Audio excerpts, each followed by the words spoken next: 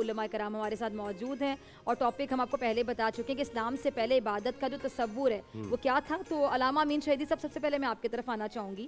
تمام لوگوں کے ذہنوں میں سوال گردش کرتا ہے. آج کا ٹاپک ایک بہت بڑا ٹاپک ہے کہ اسلام سے پہلے جو ہمارے پیغمبر تھے, پیغمبر پہلے بھی آئے, آسمانی کتابیں پہلے بھی آئیں, اور اسلام سے پہلے جیسے نبی پاک صلی اللہ علیہ وآلہ وسلم کے حوالے سے میرے ذہن میں ایک سوال آ رہا تھا کہ جب ان کا نکاح ہوا تھا کس شریعت کے مطابق ہوا تھا, اور اس سے پہلے وہ کیسے عبادت کرتے تھے؟ اعوذ باللہ من الشیطان اللعین الرجیم. بسم اللہ الرحمن الرحیم. اللہم صلی علی محمد و آل محمد. آپ کا سوال بڑا اہم بھی ہے اور بڑا وسیع بھی ہے, چونکہ آپ کے ایک سوال کے اندر کئی پورشنز ہیں. دیکھیے, بنیادی طور پر اللہ نے جب انسان کو خلق کیا ہے تو انسان کے اندر عبودیت اور بندگی کا ایک جذبہ رکھا ہے. جی. لہٰذا انسان چاہے بت پرست ہو, کافر ہو, مسلمان ہو, اس کو پوجنے کے لیے ایک رب چاہیے. اب وہ رب ہو سکتا ہے وہ پہچان کر جائے پوجے, ہو سکتا ہے جہالت کی بنیاد پر کسی کا انتخاب کرے. انبیاء آتے ہیں انسان کے عقل اور اس کے شعور کے دروازے کھول کر حقیقی رب کی پہچان کروانے کے لیے. اور اگر حقیقی رب کی پہچان نہ ہو تو انسان چلا جاتا ہے کہیں پر بت کو پوجتا ہے, کہیں پر اپنے ہاتھ سے بنائے ہوئے کسی اور مخلوق کو پوجتا ہے, کہیں پر چاند کو, کہیں پر سورج کو, کہیں پر کسی اور چیز کو, اپنے تصور کے مطابق جس کو وہ سمجھتا ہے کہ یہ الہ اور خدا یا اللہ یا رب یا خالق ہو سکتا ہے, اس کو پوجنا شروع کر دیتا ہے. جبکہ یہ انسان کے اندر کی خصوصیت ہے, یہ کسی کے سکھائے ہوئے کی وجہ سے نہیں ہے کہ کسی نے سکھائی ہو تب جا کے وہ یہ کام کرے, ایسا نہیں ہے, انسان کے اندر موجود ہے. انبیاء آتے ہیں انسان کو شعور دینے کے لیے, عقل دینے کے لیے, درست رستے کی نشاندہی کے لیے. اس اعتبار سے حضرت آدم سے لے کر حضرت خاتم صلی اللہ علیہ وآلہ وسلم تک یہ جو انسانیت کا قافلہ آگے بڑھا ہے, ان میں دو حصے ہیں. ایک وہ جن کو اللہ نے ڈے ون سے موحد بنا کر بھیجا, وہ انبیاء کا سلسلہ ہے جو آتا ہے حضرت نبی خاتم پر جا کر ختم ہوتا ہے, چونکہ انبیاء کا سلسلہ وہاں پر ختم ہو گیا. دوسرا باقی انسان ہے, باقی وہ انسان جو کسی نہ کسی شکل میں رب کی راہ سے بھٹک گئے اور انہوں نے کسی اپنے ہی ہاتھوں سے بنائے ہوئے مخلوق کو یا پھر اللہ کی کسی مخلوق کو اپنا رب بنا لیا. ان دونوں کے درمیان فرق ہے. ان دونوں کے درمیان جو فرق ہے اس میں یہ ہے کہ اب جتنے بھی انبیاء آئے اس انبیاء کے سلسلے میں کہیں پر آپ کو مشرک نہیں ملے گا. کسی نبی کا سلسلہ جو ہے کسی مشرک سے نہیں مل سکتا. مشرک نجاست ہے, انما المشرکون نجسون, اور انبیاء پاکیزہ ترین ہستیاں ہیں, نجاستوں سے پاکیزہ ہستیاں نہیں نکلتی. اس لیے ہمیشہ یہ جو انبیاء کا سلسلہ ہے وہ پاک اسلاب میں رہا ہے. اس لیے ہم زیارت ناموں میں پڑھتے ہیں اشہد انکم کنتم نورا فی الاسلاب الشامخہ والارحام المطہرہ لم تنجسک الجاہلیت بانجاسہا. ہم گواہی دیتے ہیں کہ آپ پاکیزہ تھے, آپ نور تھے, اور پاکیزہ رحموں میں یکے بعد دیگرے منتقل ہوتے رہے. آپ کی پوری نسل میں یعنی حضرت آدم سے لے کر خاتم تک کوئی نجاست نہیں تھی. یہ ہم گواہی دیتے ہیں اپنی زیارت ناموں میں, گواہی دیتے ہیں جب ہم رسول اللہ کی زیارت پڑھتے ہیں یا اہل البیت کی زیارت پڑھتے ہیں, وہاں پر یہ گواہی دیتے ہیں. اس اعتبار سے اگر دیکھا جائے تو نبی کریم صلی اللہ علیہ وآلہ وسلم کے دین کے دعوت سے پہلے اگر دیکھا جائے تو خود نبی کریم اور ان کا پورا خاندان حضرت ابراہیم کے دین پر تھا, چونکہ اسی سلسلے کی کڑی ہے یہ. اس اعتبار سے اگرچہ کعبہ اور حرم خدا کی کنجیاں آپ کے خاندان کے پاس تھیں, لیکن چونکہ انسان بٹکے ہوئے تھے اس لیے انسانوں نے وہاں پر بت رکھے ہوئے تھے. ان بتوں کے باوجود آپ تاریخ میں کہیں پر حضرت عبد المطلب کے حوالے سے, حضرت عبداللہ کے حوالے سے, حضرت ابو طالب کے حوالے سے, خود نبی کریم کے اجداد میں سے کسی اور کے حوالے سے کہیں کوئی ایک ایسا شاہد, ایسا ثبوت نہیں ملتا کہ انہوں نے بتوں کے سامنے کبھی ایک لمحے کے لیے بھی سر جھکایا ہو. یہ وہ ہستیاں ہیں جنہوں نے ہمیشہ اپنے رب کی عبودیت اور پرستش کی ہے اور اسی سلسلے کو لے کر آگے بڑھے ہیں جس کو حضرت ابراہیم لے کر پہنچے تھے. یہی وجہ ہے کہ جب ابرہہ نے مکہ پر حملہ کیا تو آپ دیکھیں, آپ حضرت عبد المطلب کے 100 اونٹ تھے جن پر اس نے قبضہ کر لیا تھا, اور حضرت عبد المطلب مکہ کے سردار بھی تھے اور بڑے نامور سربراہ تھے. تو حضرت عبد المطلب کی شہرت کی وجہ سے ابرہہ کو ان سے ملنے کا بڑا شوق تھا، تو کہا کہ میں ملنا چاہ رہا ہوں۔ یہ چلے گئے، جب یہ چلے گئے تو اس نے پوچھا کہ میں آپ کو کس طرح سے خوش کروں، آپ مجھ سے کچھ مانگیں۔ تو آپ نے فرمایا کہ مجھے میرے اونٹ واپس کر دو۔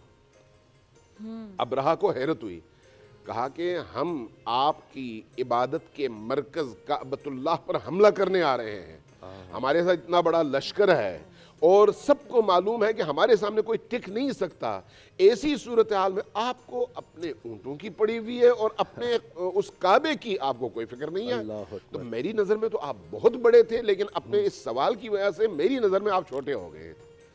حضرت عبد المطلب کا جو جواب تھا وہ تاریخی جواب ہے، کہا کہ انا رب الابل وللبیت رب، میں اپنے اونٹوں کا مالک ہوں، اس کعبے کا مالک کوئی اور ہے، میں اپنے اونٹوں کو بچاؤں گا، کعبے کو اس کا مالک بچائے گا۔ اب آپ دیکھیں کعبے کو مالک بچائے گا، بت کے بارے میں نہیں کہہ رہے ہیں، ٹھیک ہے؟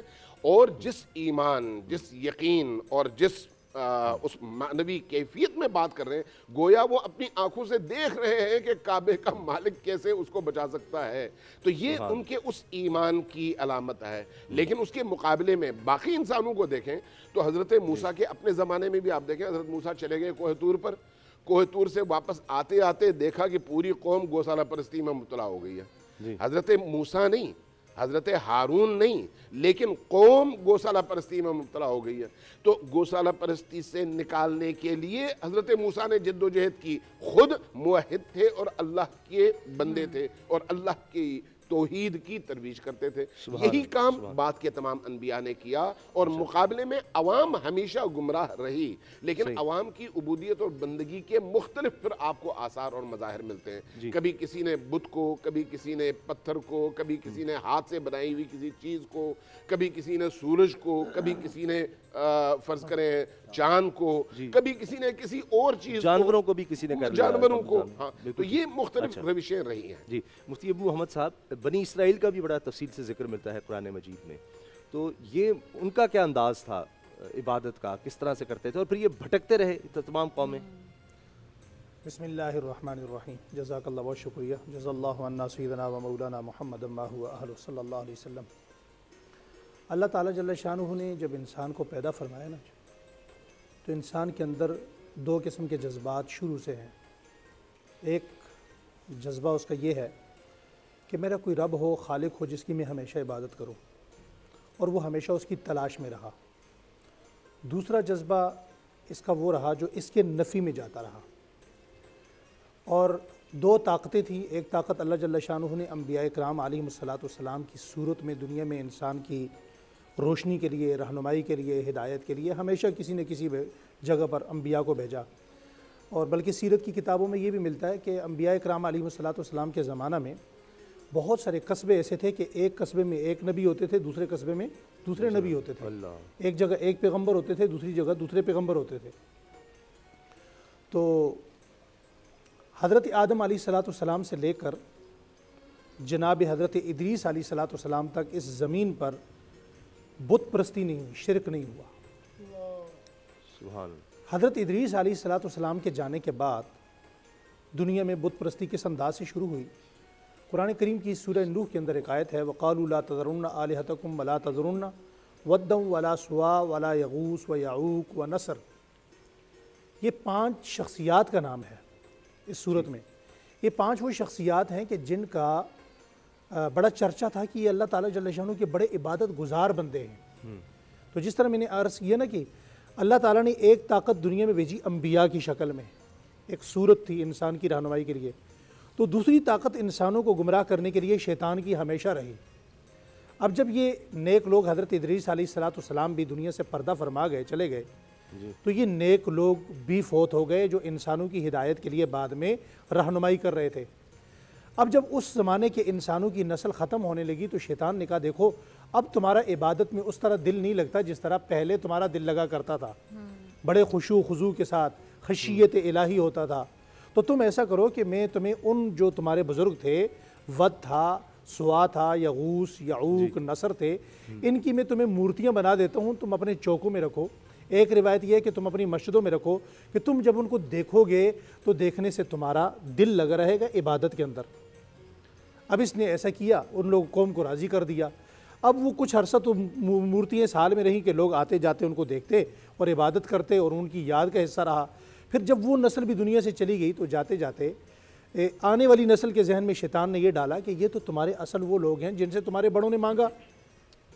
اب اس نے ان کو کیا کیا، ان کے عبادت خانوں کے اندر رکھوا کر بت پرستی شروع کروا دی۔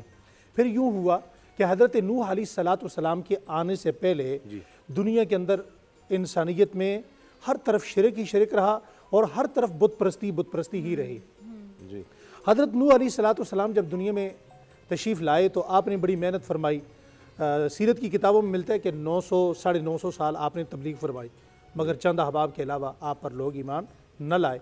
اور آپ کا بیٹا بھی ایک، چونکہ آپ کے 4 بیٹے تھے، کنعان غرق ہوا اور 3 بیٹے حام، سام، یاسف یہ مسلمان ہوئے اور یہ آپ کے ساتھ بچے۔ اور آپ کے 3 بیٹوں کو اللہ تعالیٰ نے دنیا میں اولاد عطا فرمائی، باقی قوم ایک روایت کے مطابق غرق ہو گئی تھی۔ اور یہ بت وہاں پر، شیطان کی اب طاقت دیکھیے، شیطان ہمیشہ اہل ایمان پر کیسا حملہ آور ہوتا ہے۔ یہ بت وہاں غرق ہو گئے، پانی میں ڈوب گئے۔ اور جب حضور صلی اللہ علیہ وسلم کے زمانے سے بہت پہلے جب وہاں پر بت پرستی کا زمانہ شروع ہوا تو وہ کیسے شروع ہوا؟ بنی اسرائیل میں بعد میں جو آنے والے لوگ تھے، جو حضرت ابراہیم علیہ السلام کی تعلیمات سے دور ہوئے، ہدایت سے دور ہوئے، نور ہدایت سے دور ہوئے، ان کے اندر بت پرستی کیسے آئی کہ ان بتوں کو جو ود، سوا، یغوث و یعوق و نصر، یہ جو بت تھے، ان کو اہل عرب میں نمودار کیا گیا۔ اور آپ یہ دیکھیں کہ مکہ کے اندر جو بت رکھے ہوئے تھے وہ 360 تھے، یہ جو بھی ان کی تعداد ملتی ہے، مختلف کتابوں میں مختلف تعداد ہے، ان میں سب سے بڑے بت یہاں یہی تھے اور انہی بتوں کو وہاں پوجا جاتا تھا۔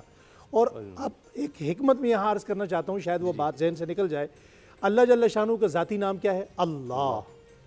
جس نام کو سنتے ہی ہمارے دل میں ایک عجیب سی ٹھنڈک، عجیب سی راحت، عجیب سی، ہم جتنے بھی مرضی گناہگار ہوں لیکن اسلام کے ساتھ ہمیں اتنی محبت ہوتی ہے کہ ہر انسان کا جو سر ہے وہ تسلیم خم ہو جاتا ہے، جھک جاتا ہے، ماتھا جھک جاتا ہے کہ اللہ جل شانہ کا ہمارے ذہن میں ایک ایسا تصور ہے کہ اس تصور کو قائم کیے بغیر مسلمان رہ نہیں سکتا۔ اللہ جل شانہ کی جو صفات ہیں، 99 نام ہیں آپ کے، یہ 99 نام کس چیز کے مقابلے میں ہیں؟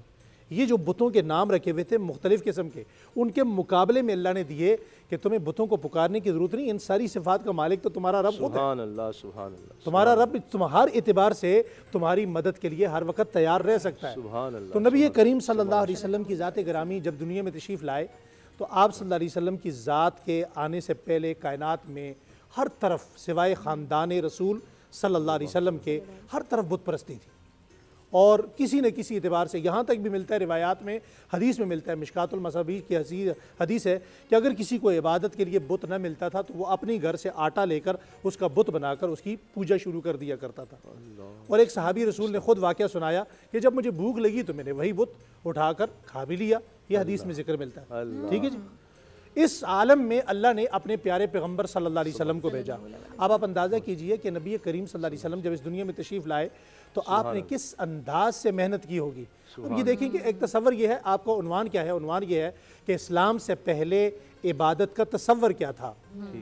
آپ ہندوؤں کے اندر آج بھی وہ بھجن نامی بت ہو، وہ شیون نامی بت ہو، وہ ہنومان ہو، وہ یہی بت تھے جن کا تصور ہمارے قرآن کریم میں یوں لکھا گیا اور انہوں نے آ کر اس کا نام بدل دیا گیا۔ وہ کسی کی پارسیوں کے زمزمے ہوں یا ہندوؤں کا بھجن ہو یا مسلمانوں کی دعائیں ہوں، تصور ہر وقت کسی نہ کسی اعتبار سے اللہ جل شانہ کر رہا ہے اور یہ رہے گا۔ اور یہ سارا اعزاز آج کائنات میں ماتھا جھکتا کہاں ہے؟ اللہ رب العالمین کے سامنے۔ کروڑوں انسان سجدہ کرتے کس کو ہیں؟ اللہ جل شانہ کو۔ یہ اعزاز کس کا ہے؟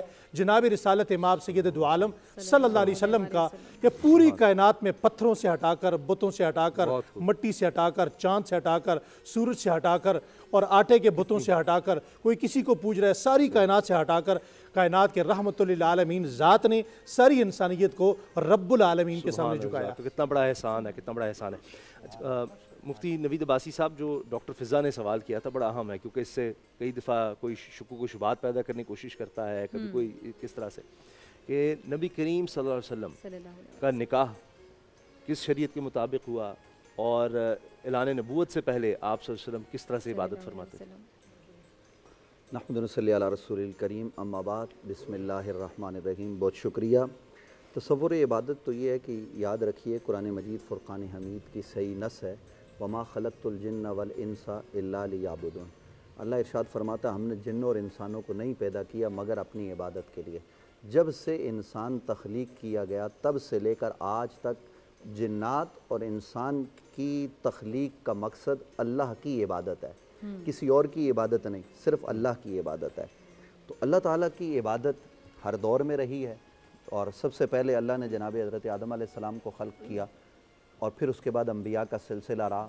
قبلہ علامہ صاحب نے بہت اچھی گفتگو کی اور بتایا کہ شرک کہاں سے شروع ہوا, یہ ساری باتیں. لیکن بنیادی بات ذہن میں رہے کہ نبی رحمت صلی اللہ علیہ وسلم کے حوالے سے اگر کوئی یہ تصور رکھتا ہے کہ معاذ اللہ وہ 40 سال کی عمر میں نبی ہوئے, اس سے پہلے ان کو پتہ نہیں تھا, تو یہ اسلام کا تصور نہیں ہے. اسلام کا تصور یہ ہے کہ میں اس وقت بھی نبی تھا, ابھی آدم روح اور جسم کے درمیان تھے. ابھی آدم کنت نبیًا آدم بین الروح والجسد, کہ میں اس وقت نبی تھا, ابھی آدم روح اور جسم کے درمیان تھے. اور ایک اور حدیث ہے کہ نبی رحمت صلی اللہ علیہ وسلم نے فرمایا کہ اللہ نے آدم کی تخلیق سے 14,000 سال قبل مجھے خلق کیا اپنے نور سے. اور اس کے علاوہ بھی ہمیں روایات جو ہے وہ ملتی ہیں. تو نبی علیہ السلام جب پیدا ہوئے تو نبی علیہ السلام ولادت کے ساتھ ہی بالقوہ اور بالفعل نبی تھے.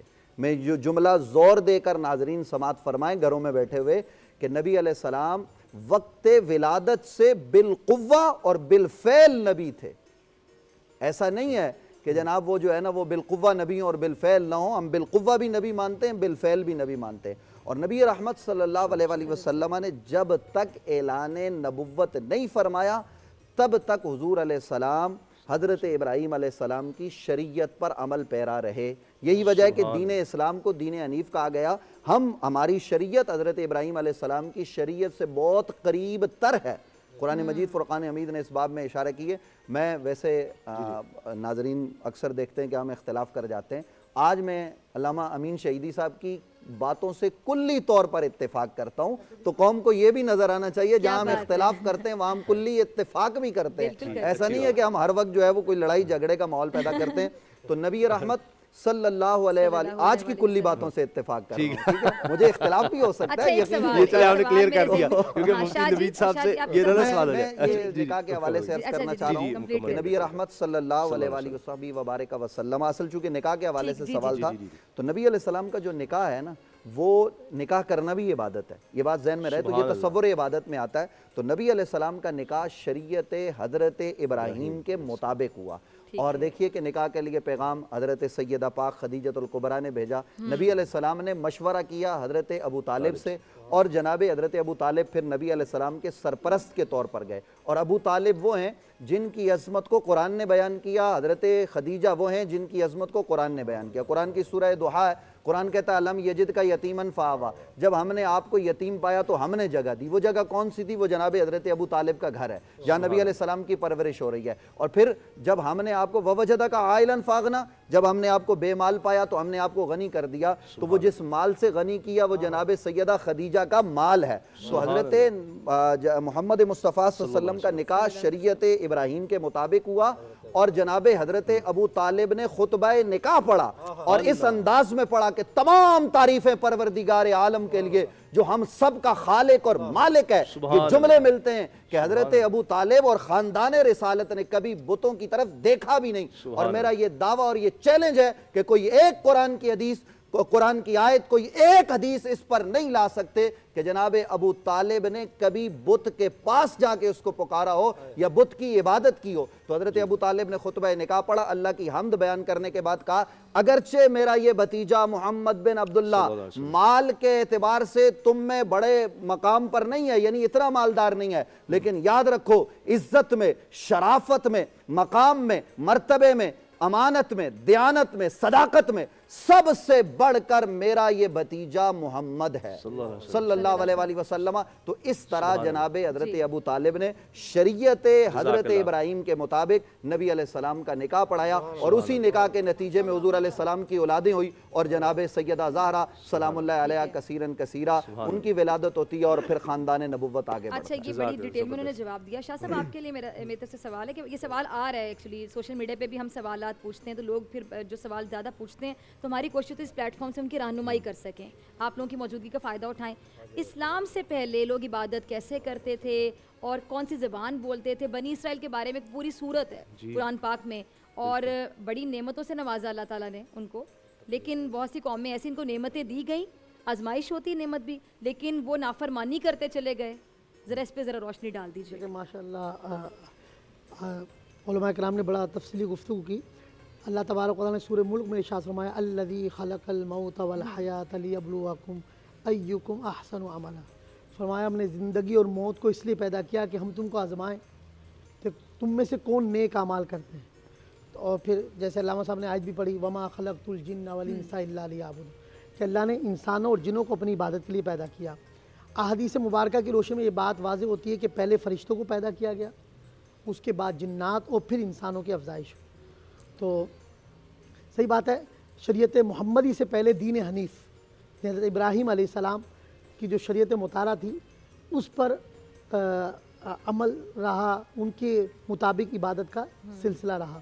तो और यही नबी अकरम सल्लल्लाहु अलैहि वसल्लम जैसे ऐलान नबूवत 40 साल की उम्र में इरशाद फरमाया, लेकिन आप पहले से नबी थे और आप शरीयत इब्राहीम हज़रत इब्राहीम अलैहिस्सलाम की जो दीन था उसके मुताबिक आप और बनी इसराइल का चूँकि इतना तफसील से जिक्र है तो हम चाह रहे हैं उस पर ज़रा मतलब ऐसे मैं बल्कि आपसे पूछ देती हूँ आधा जवाब आपसे मुफ्ती साहब कि बनी इसराइल के ऐसे क्या तौर तरीके थे कि अल्लाह ताला की नाराज़गी का सबब बने? और फ़िरौन के हवाले से भी पूछना चाहूँगी कि फ़िरौन किस किस्म की इबादतों का हुक्म देता था? औज़ु बिल्लाहि मिनश शैतानिर बिस्मिल्लाहिर रहमानिर रहीम। बारहा इस सवाल का भी यहाँ तज़किरा हुआ कि बनी इसराइल उनके यहाँ इबादत कैसे की जाती थी या उनका तरीक़ा या कौन सी इबादत हैं जो हमारे यहाँ या उनके यहाँ कॉमन हैं। ठीक है, पहले तो मैं ज़रा इबादत के हवाले से थोड़ी सी गुफ्तगू करना चाहता हूँ, फिर मैं वो इबादत का तज़किरा करता हूँ जो बनी इसराइल में बिलखुसूस राइज रही और उनके कौन कौन से ऐसे हिस्से हैं जो हमारे यहाँ भी मौजूद हैं।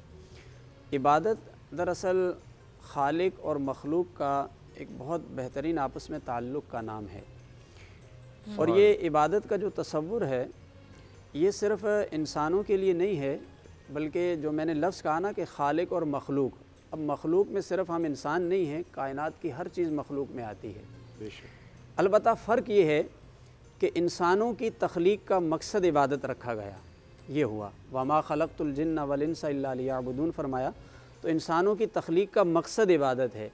इसके अलावा जो दीगर मखलूक़ात हैं वो उनमें से बहुत सी ऐसी मखलूक़ात हैं जो इंसानों की ज़रूरत के लिए पैदा की गई, लेकिन वो फिर भी अल्लाह की इबादत करती हैं। कैसे करती हैं? कुरान में फ़रमाया व इम मिन शैइन इल्ला युसब्बिहु बिहम्दिही, फरमाया कायनात की हर चीज़ अल्लाह की तस्बीह बयान करती है, यानी हर मखलूक अल्लाह की इबादत तो कर रही है। अलबत्ता यह है कि वलाकिन ला तफ़क़हून तस्बीहहुम, कहा कि उनकी तस्बीह तुम्हें समझ में नहीं आती, हमें नहीं पता लगती। तो गोया जितनी भी मखलूक़ात हैं वो सारी की सारी इबादत कर रही हैं।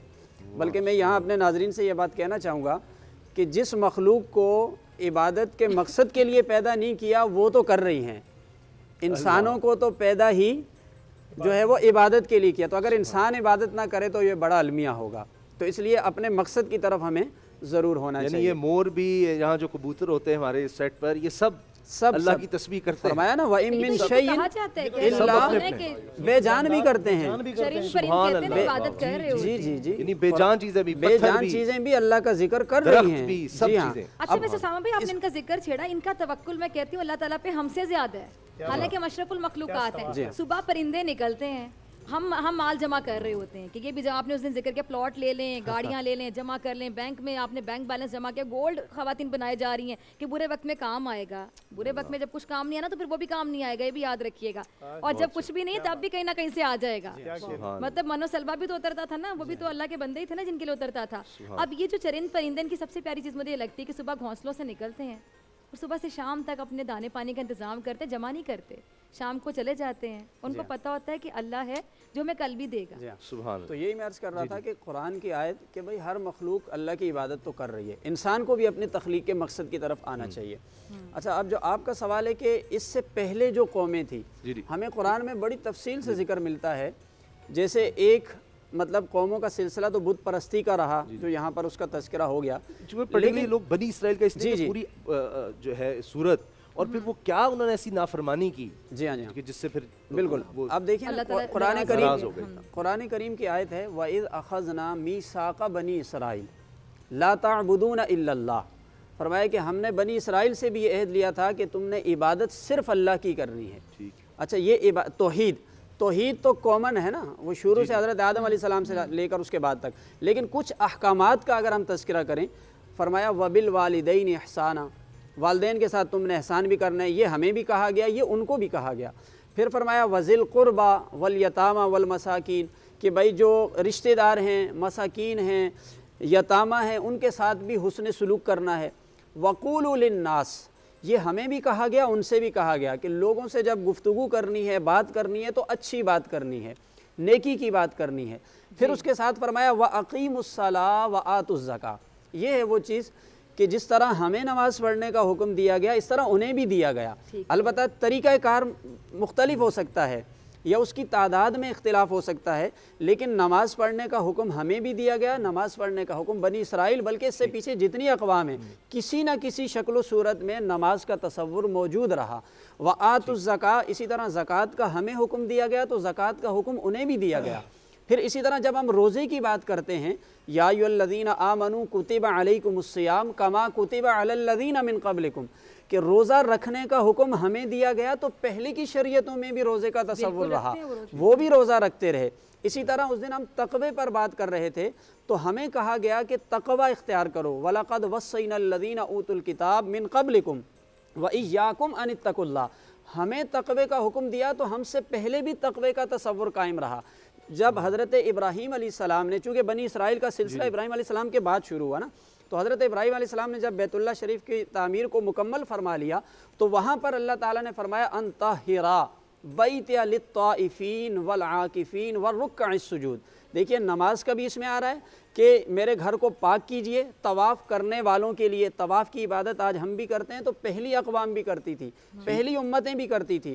اسی طرح اعتکاف جیسی عبادت ہم کر رہے ہیں تو والعاکفین, یہ انہیں بھی حکم دیا کہ اس زمانے میں بھی اعتکاف کی عبادت ہوتی تھی. بلکہ پروفیسر آپ سے پوچھوں گی, پھر اس گفتگو سے ایک اہم سوال ذہن میں آتا ہے کہ جو قومیں مطلب اسلام سے پہلے تھیں, ان کی عبادت کے تصورات آپ نے بتائے کہ وہ بھی سب کچھ کرتے رہے. ایون اب بھی جو مسلمان نہیں ہیں, اگر اپنے مذہب کے مطابق وہ اچھے انسان ہیں, ان کا مذہب ان کو سکھاتا ہے, ہر مذہب سکھاتا ہے کہ جھوٹ نہ بولیں, چوری نہ کریں, غیبت نہ کریں, چغلی نہ کریں, بڑوں کا احترام کریں, ناپ تول میں کمی نہ کریں. اگر وہ اپنی مذہب کے مطابق ایک اچھے انسان ہیں اور اپنے مذہب کے مطابق اچھی زندگی گزار ہیں, تو کیا وہ بھی جنت میں جائیں گے؟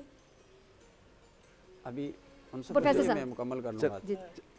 جی جی آپ مکمل کر, جی آپ بات مکمل. آپ کے سوال کے دو حصے تھے نا, تو وہ عبادات کا میں نے تذکرہ کیا. اب آپ نے یہ پوچھا کہ ایسی کون سی باتیں تھیں کہ اتنے انبیاء موجود تھے پھر بھی اس قوم پر عذاب آتے رہے. در حقیقت بنی اسرائیل کی نافرمانیاں بہت زیادہ تھیں, یعنی انبیاء ان کے درمیان موجود تھے. جس طرح موسیٰ علیہ السلام, ہارون علیہ السلام ان کے بیچ میں ہیں. اب موسیٰ علیہ السلام کوہ طور پر چلے گئے, ہارون علیہ السلام موجود ہیں, پھر بھی دیکھیں انہوں نے بت پرستی شروع کر لی نبی کے ہوتے ہوئے. پھر اسی طریقے سے آگے آیا وَإِذْ قُلْتُمْ يَا مُوسَىٰ لَن نُؤْمِنَ لَكَ حَتَّىٰ نَرَى اللَّهَ جَهْرًا. یہ بھی ان کی ایک نافرمانی تھی. کہا نبی تو موجود ہیں لیکن اس وقت تک اللہ کو نہیں مانیں گے جب تک آپ ہمیں اللہ کو دکھائیں گے نہیں. تو یہ بھی ان کی نافرمانی تھی جس کی وجہ سے پھر ان پر عذاب آتا تھا. اچھا, انہوں نے مطالبہ یہ کیا موسیٰ علیہ السلام سے کہ آپ اللہ کے پاس سے ہمارے لیے احکام لے کر آئیں.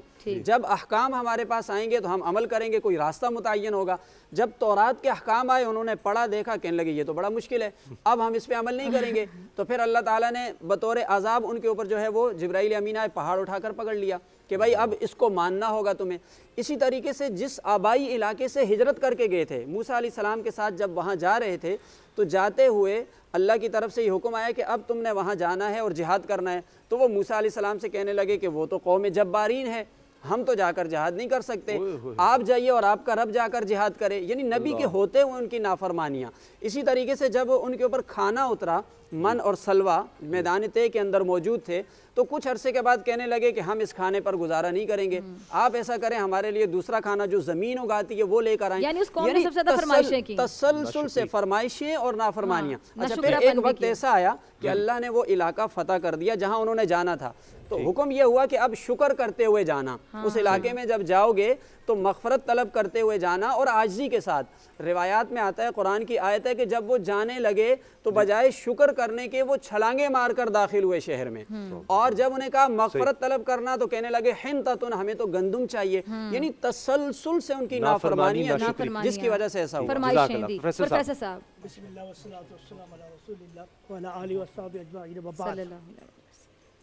موضوع تو یہ ہے کہ اسلام سے پہلے انسان میں عبادت کا تصور، لیکن کچھ مجلس میں ایسی باتیں ہو گئی ہیں جو عقیدے سے متعلق ہے، ان کے لیے ہمیں اپنی رائے دینا بہت ضروری ہے۔ ہم میں سے ایک صاحب نے کہا کہ رسول اکرم صلی اللہ علیہ وسلم پیدا ہوتے ہی بالفعل اور بالقوہ نبی تھے۔ جی، اس کا معنی یہ ہے کہ رسول اکرم جانتے ہیں میں نبی ہوں، پیدا ہوتے ہی آپ جان گئے میں نبی ہوں۔ قرآن کیا کہتا ہے؟